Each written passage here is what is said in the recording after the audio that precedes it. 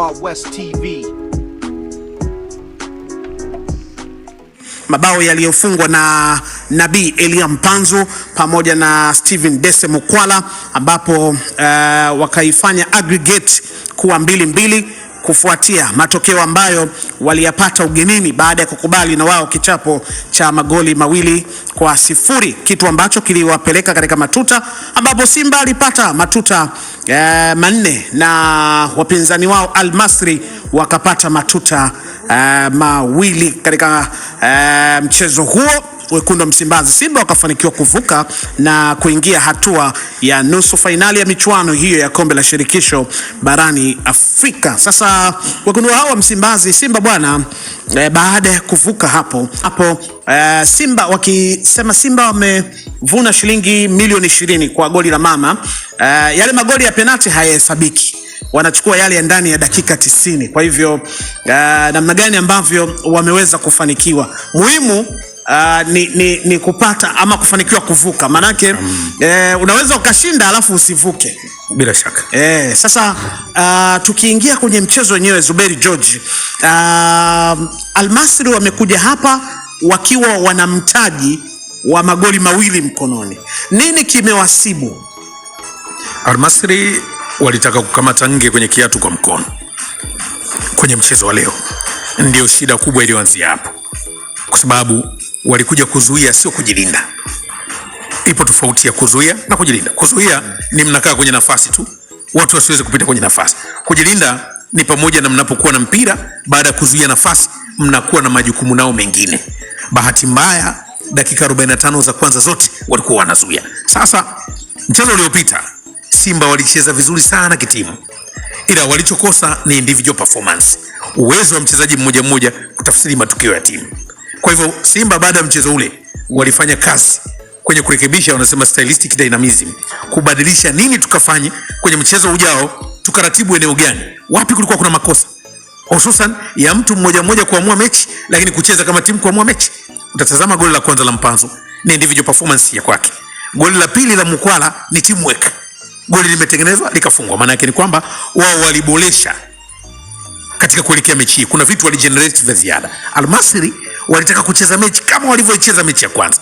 Ndio nikasema hawa leo walikuja kutaka kukamata nge kwenye kiatu kwa mkono, unakuja kuzuia baada ya kujilinda.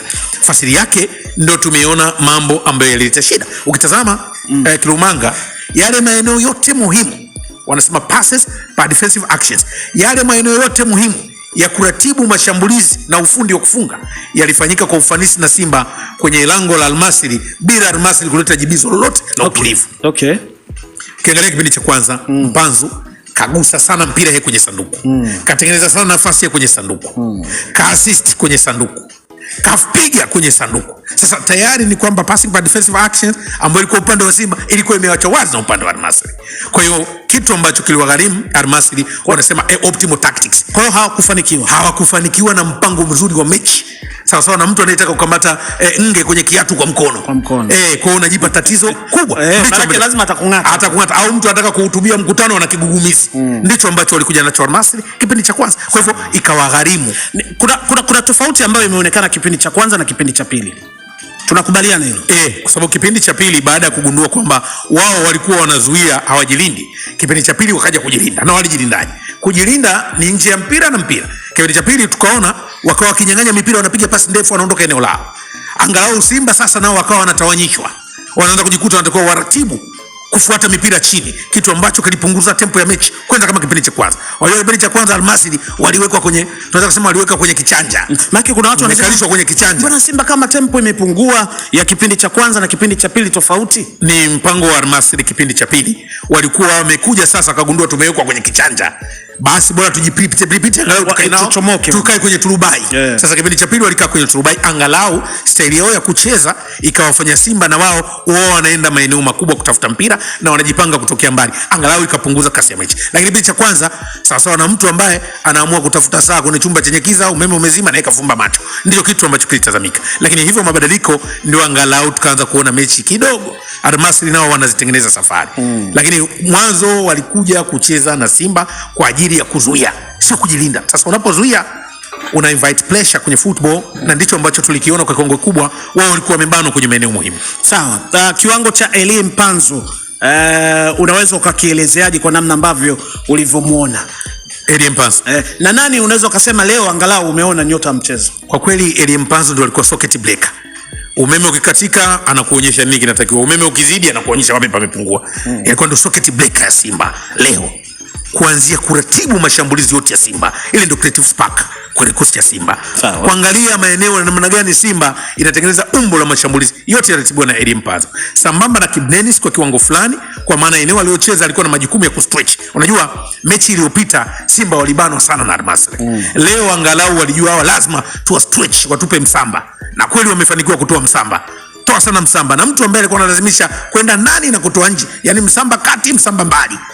Alifanya kazi hiyo sana Mpanzu, kwa sababu alikuwa anakuja ndani, kuna ugumu anarudi nje, kwa sababu ya ubunifu wake mzuri na kuweza kucheza na watu jirani. Ndio nikasema yeye ndio alikuwa socket breaker leo. Umeme ukizidi anakuonyesha, ukipungua anakuonyesha. Sasa ndio kitu ambacho nimekiona kwa Elie kwenye kikosi cha Simba na ubora wake, lakini anabebwa na nguvu, kasi, ubunifu, lakini wakati mwingine ni mchezaji ambaye anaweza kulazimisha matukio.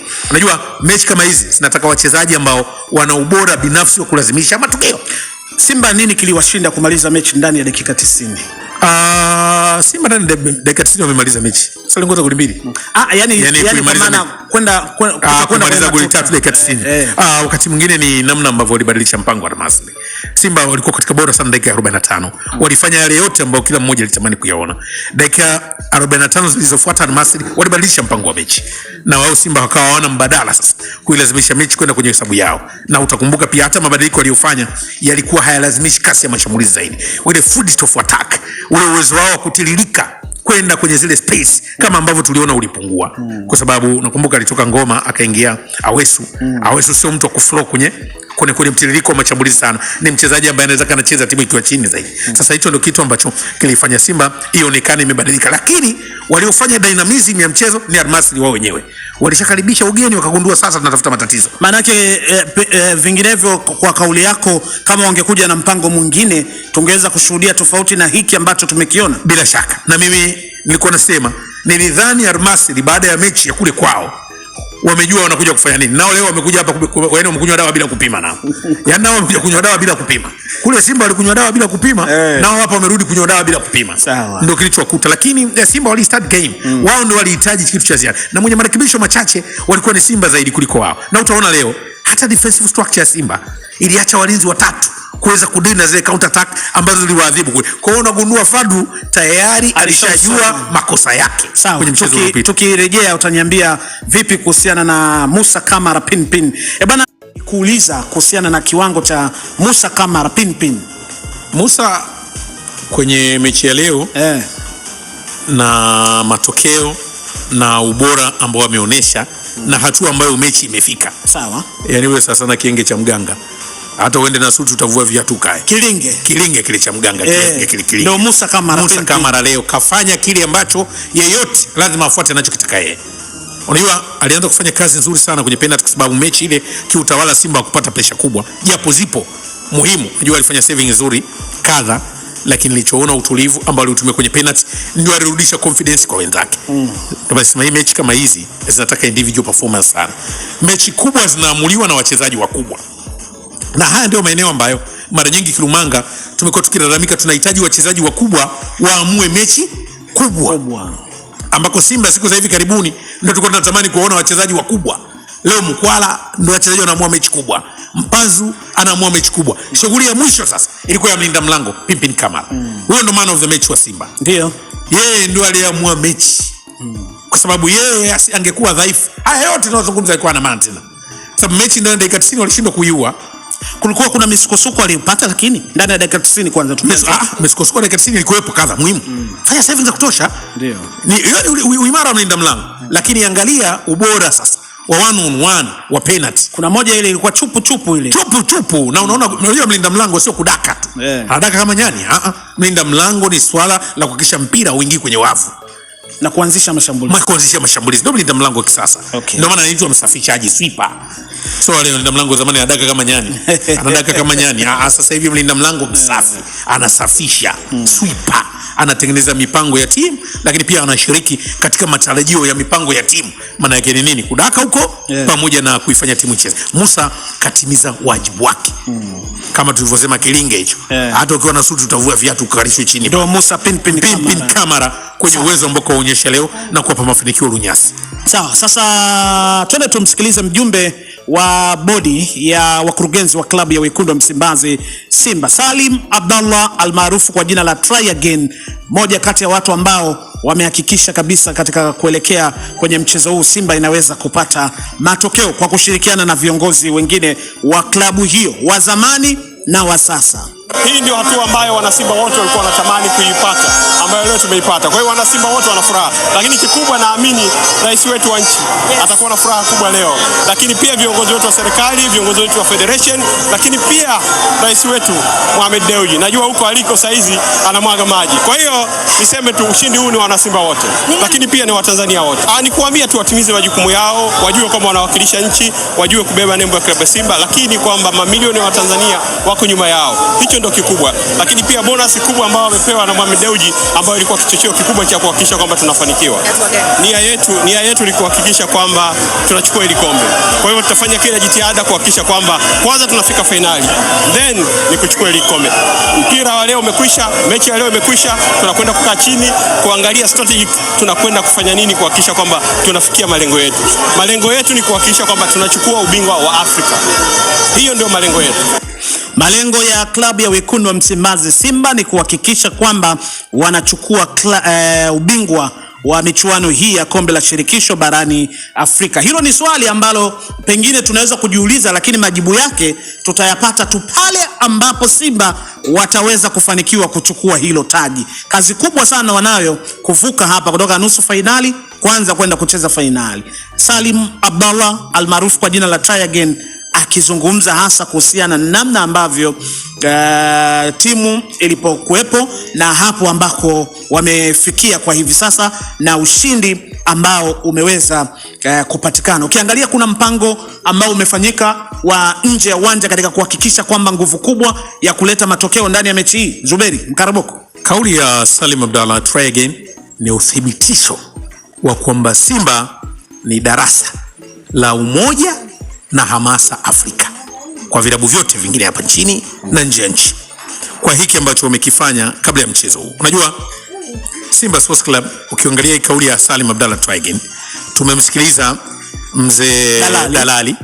Tumewasikiliza wazee wao Azim Dewji, tumewasikiliza kina Swebi Mkwabi, Hassan yani tafsiri yao ni mshikamano na wanaweza kuwaingiza kwenye vita ya kisaikolojia, psychological battle. Unajua Simba wiki nzima wametushughulisha sana na wameishughulisha Afrika, wamewashughulisha mpaka Al-Masry. Kwa nini? Unajua Al-Masry mpaka wanafikia kutafuta nguvu ni kwamba walichokikuta hapa ni kwamba masihara hawana. Na kwa kudhihirisha hilo, kwa mara ya kwanza nimeshuhudia uwanja ule una shabiki wa timu yoyote nyingine.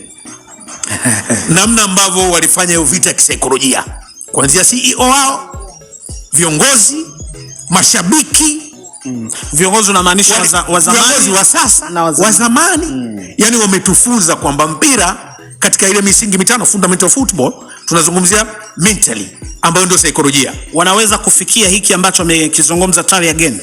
Kwanza hapo wamefikia sehemu walikuwa wanatamani. Maana yake hata hicho wanachokitamani kingine tunadhani wanaweza kufikia. Unajua hii vita waliopiga. Kwanza katika mchezo huu walimualika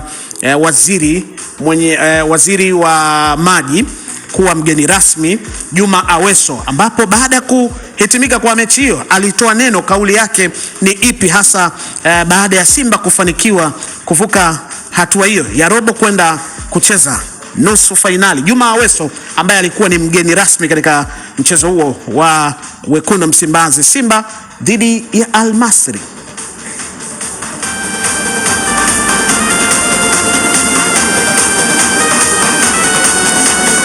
Ni baraka, maanake umepewa jukumu walikupa heshima, na namshukuru Mwenyezi Mungu, tumekuja na baraka yake tumeweza kupata ushindi. Ushindi wa Simba ni ushindi wa taifa, kila mmoja amefurahi. Kwa hiyo tushikamane kuhakikisha kwamba si kuvuka kwa maana ya kwenda nusu finali. Tunalitaka kombe na tumedhamiria kulipata. Usiulize ukubwa wa samaki, uliza bei. Usiogope ukubwa wa samaki, wewe uliza bei. Kwa hiyo hatuogope. Sisi kikubwa tunaamini kuna mechi mbele yetu, tutajipanga kuhakikisha tunaenda kushinda. Ametuheshimisha.